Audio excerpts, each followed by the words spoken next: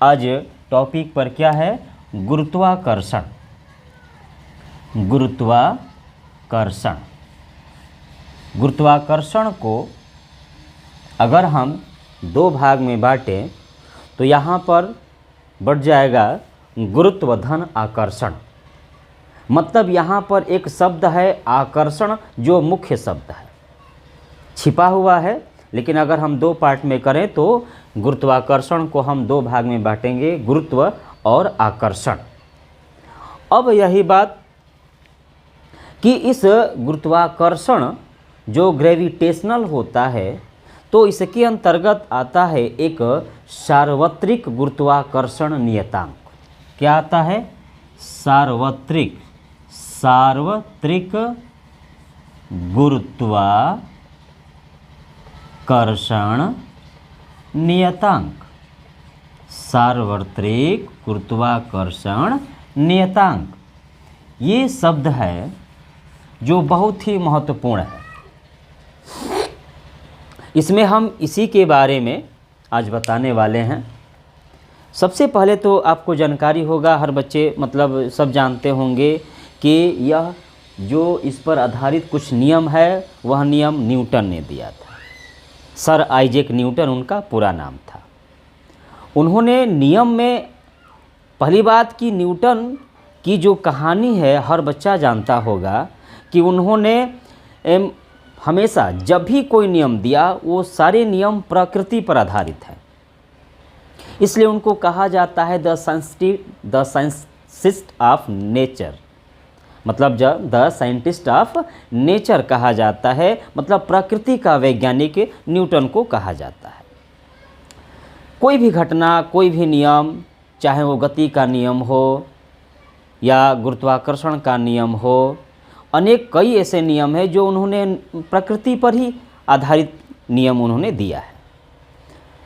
एक बार कहा जाता है, कहानी आप लोग भी जानते हैं, वो मतलब पेड़ के नीचे बैठे थे, ऊपर से सेव गिरा और उन्होंने उस सेव को उठाया, पुनः उस सेव को ऊपर की तरफ फेंके, पुनः नीचे आया, पुनः फेंके, पुनः नीचे आया। तो उनके मन में जिज्ञासा जगी कि आखिर यह सेव नीचे क्यों आ रहा है। तब उन्होंने अपने धीरे धीरे प्रयोग के आधार पर, अपनी सोच के आधार पर उन्होंने यह पता कर लिया कि प्रत्येक वस्तु को पृथ्वी अपनी ओर खींचती है और इसकी वजह से प्रत्येक वस्तु इस धरती पृथ्वी पर आकर क्या होता है, ऊपर फेंकेंगे, नीचे गिरेगा। तो इस स्थिति में उन्होंने अनेक नियम दिए हैं। इसी में उनका ये नियम है सार्वत्रिक गुरुत्वाकर्षण नियतांक।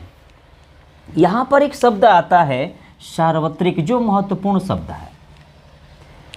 सार्वत्रिक का मतलब होता है, इसको अंग्रेजी में बोलेंगे यूनिवर्सल बोलेंगे हम। इसको अंग्रेजी में क्या बोलेंगे? यूनिवर्सल। ध्यान से देखिएगा, क्या बोलेंगे हम? इसको यूनिवर्सल बोलेंगे। ये जो यूनिवर्सल है, तो यूनिवर्सल का मतलब होता है कि इस सार्वत्रिक गुरुत्वाकर्षण का जो प्रभाव है वह हर जगह लगेगा। वो चाहे निर्वात में, चाहे कोई भी माध्यम हो, पानी हो, जल, निर्वात हो, हवा हो, मतलब हर जगह यह काम करेगा। पृथ्वी पर, मंगल पर, बृहस्पति पर, अन्य ग्रह, उपग्रह, हर जगह इस सार्वत्रिक जो गुरुत्वाकर्षण होगा नियतांक, वो हर जगह काम करेगा। इसको हम कैपिटल जी से दर्शाते हैं। क्या बोलते हैं इसको हम इसको कैपिटल जी से दर्शाते हैं। तो न्यूटन के अनुसार चाहे मतलब यह सार्वत्रिक का मतलब यही है कि उन्होंने हर जगह इसका कहा कि वह हर जगह काम करेगा।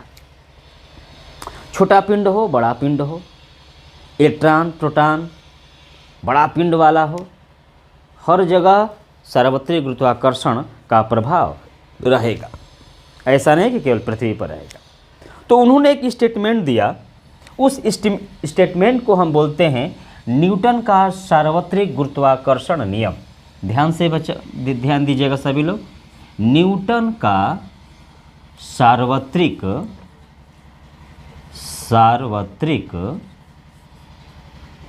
गुरुत्वाकर्षण नियम। हम इसको क्या कहेंगे? न्यूटन का सार्वत्रिक गुरुत्वाकर्षण नियम कहेंगे। इसमें एक और शब्द है जो अभी बताएं हम, ये क्या है आपका? आकर्षण। एक तो यह नियम एक तो इन्होंने एक चीज़ बताया है कि यह सार्वत्रिक है, जो हर जगह काम करेगा, हर जगह लगेगा। और एक और चीज़ है कि यह हमेशा आकर्षण करेगा, प्रतिकर्षण नहीं करेगा। पहली बात, हम किसी वस्तु को फेंकेंगे ऊपर की तरफ, वह नीचे आएगा, मतलब पृथ्वी उसको अपनी ओर क्या करेगी? खींचेगी। यह आकर्षण करेगा। तो सार्वत्रिक गुरुत्वाकर्षण नियतांक जो होता है कैपिटल जी होता है, और इस पर आधारित एक नियम बना। वह नियम किसने दिया? तो सर आइजैक न्यूटन ने दिया। और यह नियम है क्या, यह आपको ध्यान देना है। तो आप इस चीज़ को बड़ी ध्यान से देखिएगा, क्योंकि जो स्टेटमेंट होता है परीक्षा में हम हूबहू लिखते हैं, उसमें अगर थोड़ा सा अपनी ओर से अगर हम उसको मॉडिफाई कर देंगे तो गलत हो जाएगा। इसलिए नियम को आप एकदम कंप्लीटली याद रखो, ठीक है? तो हम ध्यान दीजिएगा, हम इसको लिख दे रहे हैं। सबसे पहले कि उन्होंने नियम क्या दिया, थोड़ा सा जानकारी ले लेना है। एक पिंड है, एक दूसरा पिंड है। इस पिंड ये जो पिंड है इसको हम मान लें क्या? m1, और इस पिंड का द्रव्यमान क्या है? m2 है। और इन दोनों के बीच की जो दूरी है, इन दोनों पिंडों की बीच की दूरी हम क्या ले लें? r ले लें। d ले सकते हो, r ले सकते हो, जो इस पिंड का द्रव्यमान m1 है, इस पिंड का द्रव्यमान m2 है, बीच की दूरी क्या है? r है। और उनके बीच लगने वाला आकर्षण बल क्या है? F है। इन दोनों पिंडों के बीच लगने वाला आकर्षण बल क्या है? F है। अब न्यूटन ने नियम क्या दिया, स्टेटमेंट क्या दिया, यह चीज़ आपको ध्यान देना है। तो सही बच्चे ध्यान से लगे रहेंगे इस पर। उन्होंने कहा कि ब्रह्मांड में स्थित दो पिंडों के द्रव्यमानों के बीच लगने वाला आकर्षण बल, ध्यान से सुनिएगा, सुनकर लिख भी सकते हैं। ब्रह्मांड में स्थित किन्हीं दो पिंडों के बीच लगने वाला आकर्षण बल कैपिटल F उन दोनों पिंडों के द्रव्यमानों के गुणनफल के समानुपाती, मतलब हम कह सकते हैं क्या? m1 गुणा m2। उन दोनों पिंडों के द्रव्यमानों के गुणनफल का समानुपाती होता है। सेकंड बात उन्होंने क्या कहा? हमने इसको इक्वेशन क्या ले लिया? फर्स्ट ले लिया। क्या कहा उन्होंने? कि ब्रह्मांड में स्थित किन्हीं दो पिंडों के द्रव्यमानों के जो गुणनफल के समानुपाती होता है वो कौन होता है? तो उनके बीच लगने वाला बल होता है। फिर उन्होंने कहा कि उनके बीच की दूरी के वर्ग का व्युत्क्रमानुपाती होता है, मतलब 1/r²। हम इसको इक्वेशन सेकंड ले लेंगे। क्या है? कि ब्रह्मांड में स्थित किन्हीं दो पिंडों के बीच लगने वाला आकर्षण बल उन दोनों पिंडों के द्रव्यमानों के गुणनफल के समानुपाती या अनुक्रमानुपाती एवं उनके बीच की दूरी के वर्ग का व्युत्क्रमानुपाती होता है। ये चीज़ आप नोट्स कर सकते हो बहुत ध्यान से सुनकर और इत्मीनान से। अब आइए, जब ये दोनों बल m1 m2 और 1/r² के अनुक्रमानुपाती, समानुपाती, व्युत्क्रमानुपाती हो गया, तो इन दोनों इक्वेशन से हम लिख सकते हैं from equation first and second से, तो हम क्या लिखेंगे यहाँ पर बच्चों? ध्यान से देखिएगा, हमारा निकलेगा क्या कि F प्रोपोर्शनल m1 m2 बटा r²। F proportional m1 m2 अपन r²। m1 m2 समानुपाती है, r² जो है व्युत्क्रमानुपाती है। अब यहाँ ध्यान दीजिएगा कि जब भी हम अनुक्रमानुपाती समानुपाती का चिन्ह जब हटाते हैं तो यहाँ पर एक नियतांक लगा, वह नियतांक ही क्या कहलाया? Capital G. प्रयोग के आधार पर m1 m2 बटा r², यह हमारा मतलब सार्वत्रिक गुरुत्वाकर्षण नियतांक का ये फार्मूला है। यहाँ से आप लिख सकते हो क्या, कैपिटल G बराबर आर स्क्वायर यहाँ चला जाएगा F R square m1 into m2।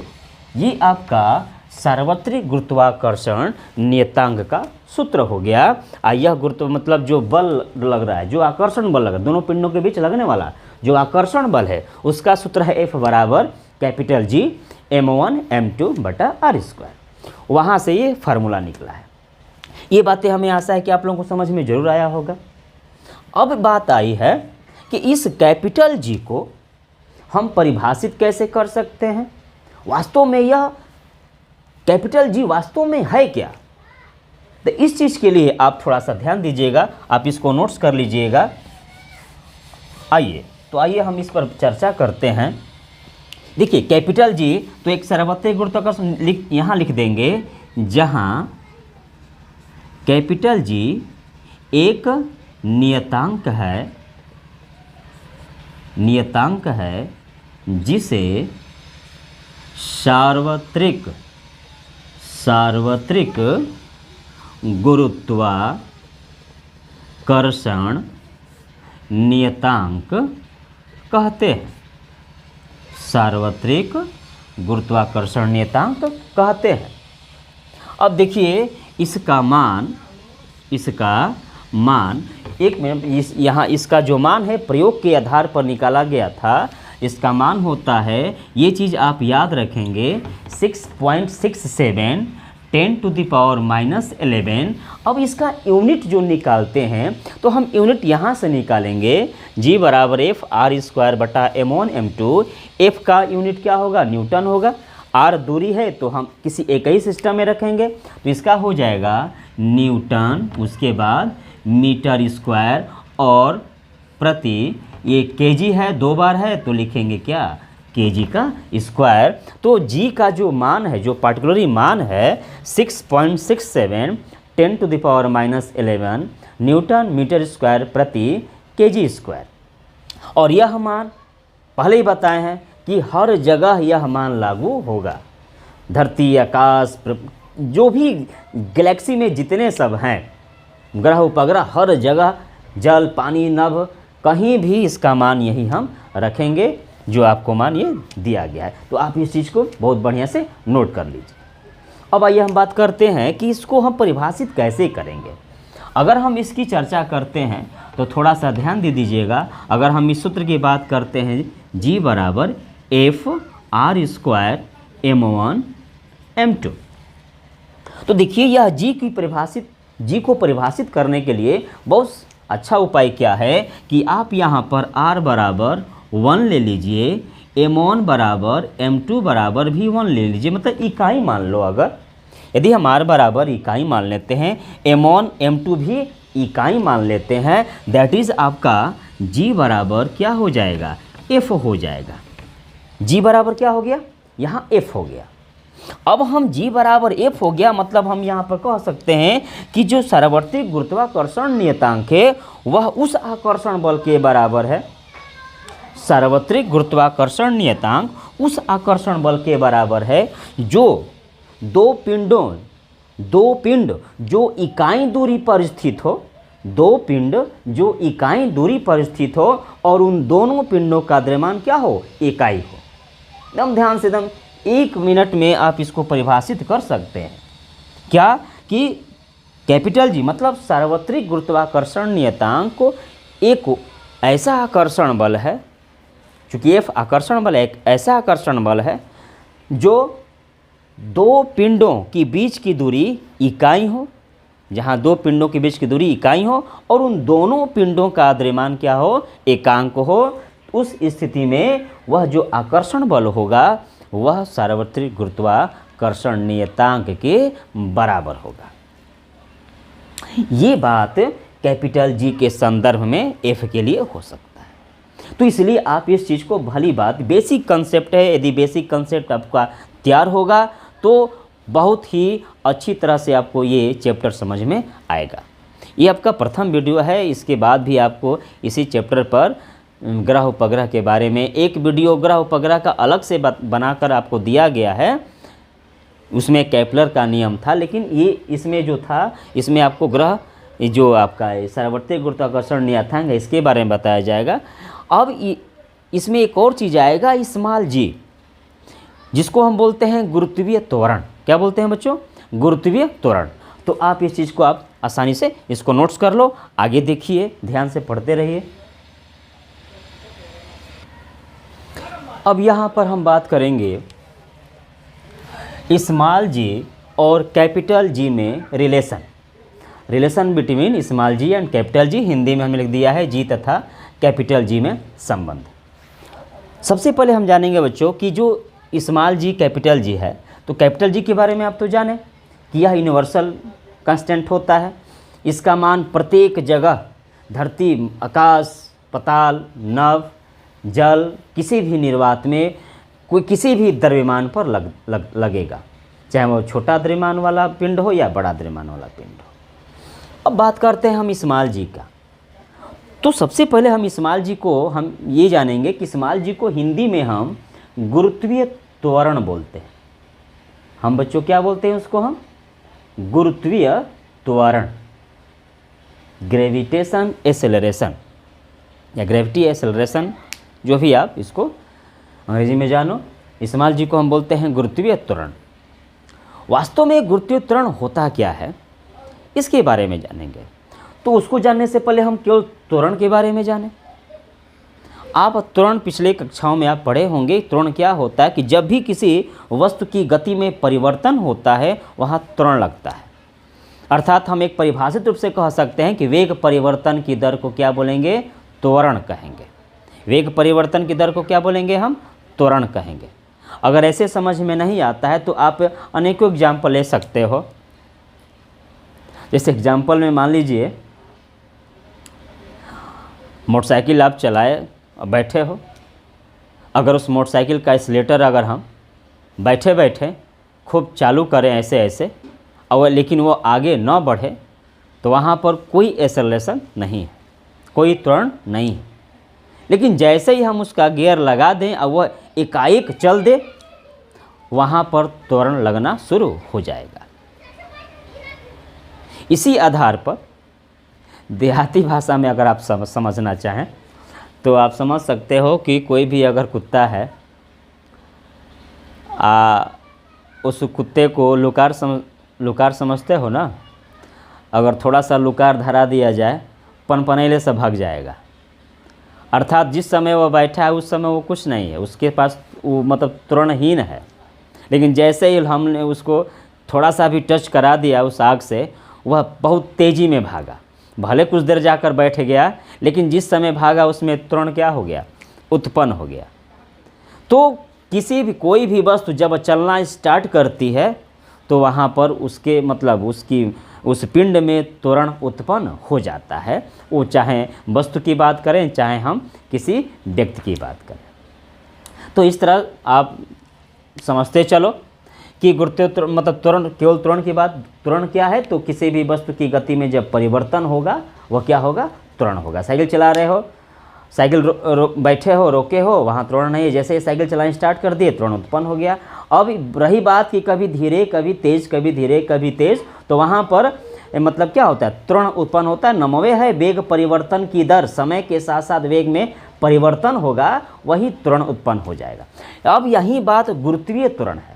तो गुरुत्वीय त्वरण के लिए क्या कहेंगे हम कि स्वतंत्रता पूर्वक गिरते हुए पिंड पर, अगर कोई वस्तु ऊपर से गिर रही है नीचे की तरफ, तो स्वतंत्रता पूर्वक गिरते हुए पिंड पर पृथ्वी के गुरुत्वाकर्षण बल के कारण, स्वतंत्रता पूर्वक गिरते हुए किसी पिंड पर पृथ्वी के गुरुत्वाकर्षण बल के कारण उस पिंड में जो त्वरण उत्पन्न होता है, उस पिंड में जो त्वरण उत्पन्न होता है, उसी को हम बोलते हैं गुरुत्वीय त्वरण। क्या कहोगे कि स्वतंत्रता पूर्वक, फ्री फॉल, स्वतंत्रता पूर्वक गिरते हुए किसी पिंड पर पृथ्वी के गुरुत्वाकर्षण बल के कारण, जो गिर रहा है गुरुत्वाकर्षण के बल के कारण, उस पिंड में जो त्वरण उत्पन्न होगा, वेग में जो परिवर्तन होगा, उसको कहेंगे हम गुरुत्वीय त्वरण कहेंगे।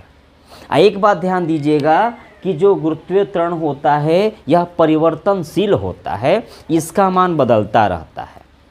अब किस स्थिति में बदलेगा हम इसके बारे में आगे जरूर पढ़ेंगे। तो सबसे पहले हम रिलेशन जानेंगे, स्मॉल जी और कैपिटल जी में रिलेशन। तो रिलेशन की अलग अलग थोड़ा सा सिस्टम है, वो ध्यान देंगे हम। तो सबसे पहले हम जानेंगे द्रव्यमान के पदों में, द्रव्यमान के पदों में रिलेशन जानेंगे हम। चूँकि दो इसमें है, एक है द्रव्यमान के पदों में जी और कैपिटल जी में रिलेशन, और एक है घनत्व के पदों में स्मॉल जी और कैपिटल जी में रिलेशन, हम आज आपको बताने वाले हैं। तो सबसे पहले हम जानेंगे द्रव्यमान के पदों में। तो सभी लोग ध्यान से देखिएगा। मान लीजिए ये आपका ये पृथ्वी है, ये क्या है? पृथ्वी है। हमने पृथ्वी ले लिया, ये सेंटर है, और इस पृथ्वी पर कोई पिंड है। क्या है? कोई, इसके सतह पर कोई पिंड है, और इसका ये सेंटर है, और इसके सेंटर और इसके सेंटर को हमने मान लिया क्या? वह पृथ्वी की त्रिज्या के बराबर है। मतलब पृथ्वी की त्रिज्या के बराबर उन दोनों के बीच की दूरी है। ये पृथ्वी का हमने क्या ले लिया? द्रव्यमान ले लिया, और इस पिंड का द्रव्यमान हमने स्मॉल m ले लिया। यहाँ दो बातें आएंगी। एक बात है कि उस पिंड पर जो भार कार्य करेगा, उस पिंड पर जो भार कार्य करेगा, वह जो भार होगा, तो भार एक प्रकार का बल होता है। यह जो भार होगा वह उस पिंड के द्रव्यमान और लगने वाले गुरुत्वीय त्वरण के बराबर होगा, गुणनफल के बराबर हो जाएगा। उस पिंड पर जो लगने वाला जो भार होगा एक प्रकार का बल होगा, और वह बल कितने के बराबर होगा? तो उस भार के बराबर। भार बराबर क्या होता है? m गुणे जी, द्रव्यमान गुणे गुरुत्वीय त्वरण। ये ध्यान देना है। तो F बराबर mg। एक बल कौन सा हमारा है? एक बल जो आप अभी पढ़े हो, दो पिंडों के बीच लगने वाला गुरुत्वाकर्षण बल जो उसको अपनी ओर खींच रहा है, वह है क्या? कैपिटल जी, कैपिटल M मतलब पृथ्वी का द्रव्यमान, उस पिंड का द्रव्यमान, और RE का स्क्वायर, रेडियस ऑफ अर्थ और मास ऑफ अर्थ। ये जो ME है वो मास ऑफ अर्थ है, पृथ्वी का द्रव्यमान है। RE है वो रेडियस ऑफ अर्थ है। यह जो रेडियस ऑफ अर्थ है उस पिंड के बीच की दूरी को ही दर्शा दिया गया है। अब हम यदि ये जो भार है और यह लगने वाला आकर्षण बल है वह उस स्थिति में आपस में क्या हो जाते हैं? बराबर हो जाते हैं। तो इन बोथ कंडीशन हम लिख सकते हैं, इन बोथ कंडीशन से F यहाँ mg, यहाँ F GMI m बटा r स्क्वायर।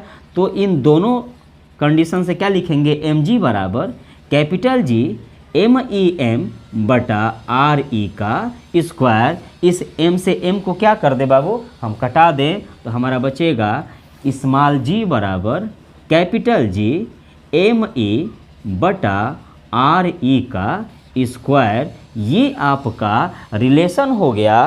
किस आधार पर? यह रिलेशन हुआ है द्रव्यमान के पदों में। यह रिलेशन हुआ है किस आधार पर? द्रव्यमान के पदों में। यह द्रव्यमान क्या है? ME है। यहाँ पर कोई बच्चा इसको ME ना लेकर कैपिटल M क्यों लिख सकता है? क्योंकि पृथ्वी के द्रव्यमान को कैपिटल M मान लो, इसको स्मॉल m मान लो। हमने ME ले लिया, अर्थ ऑफ मतलब मास ऑफ अर्थ ले लिया हमने, और यहाँ जो पिंड का द्रव्यमान m है। तो एक आपका रिलेशन आ गया स्मॉल g बराबर कैपिटल G ME बटा RE का स्क्वायर। इस चीज़ को आप अच्छी तरह से आप इसको नोट्स कर लो ताकि आपको कोई समस्या बेसिक कंसेप्ट में न हो। अब हम बात करेंगे यहाँ पर हम बात करेंगे अब कि घनत्व के पदों में। किस पदों में? घनत्व के पदों में। तो इसको भी आप ध्यान देते चलिएगा। घनत्व के पदों में जब हम निकालेंगे क्या? कैपिटल G और स्मॉल g में जब रिलेशन निकालेंगे तो आप सभी लोग जानते हो कि घनत्व बराबर क्या होता है?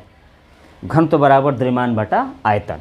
ये सूत्र हम पहले से भी जानते हैं कि घनत्व बराबर द्रव्यमान बटा आयतन।